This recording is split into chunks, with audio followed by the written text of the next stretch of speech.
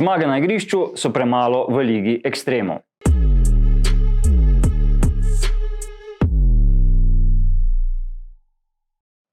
Še finale pokala pa bo pod streho ena najbolj čudnih, nenavadnih, celo bizarnih sezon na slovenskih nogometnih igriščih. Pa ne zaradi državnih prvakov. Celje je zasluženo dvignilo zlati pokal za najboljšo ekipo v državi. Zmage s prestopne tržnice, kjer je z mamljivimi ponudbami pometlo z domačo konkurenco, je preneslo na igrišče in najprestižnejšo bitko v ligi zaključilo že 3 kroge pred koncem. Nižje po piramidi pa se začne zapletati.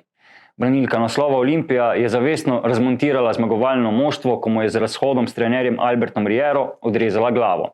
Maribor je možnosti za naslov zapravil že jeseni. Odlična pomlad ni bila dovolj, da bi nadoknadil velik zaostanek, za povrh pa se je boril še na drugih frontah. Klub, ki so mu za skoraj četrtino domačih tekem zaprli stadion, je imel na koncu z naskokom najboljši obisk v ligi. Krogov, ki so jih bolj kot poteze nogometašev zaznamovale odločitve disciplinskega sodnika, ni bilo malo. Maribor se je ob domnevnih krivicah mobiliziral. Tudi v ostalih sredinah so se opirali. Kazni pa so ostale in obstale. Čez teden dni bo Slovenija dobila drugega sodnika, ki bo sodil finale Lige prvakov. V naši ligi pa so le redki zadovoljni s sojenjem. Pravilo o obvezni umestitvi igralca do 21 let v prvo enajsterico je nekaterim mladcem namenila odgovornejše vloge. Hkrati pa smo videli menjave že v prvih minutah tekem. Seznam ekstremov je dolg, pa še sploh nismo prišli do Rogaške.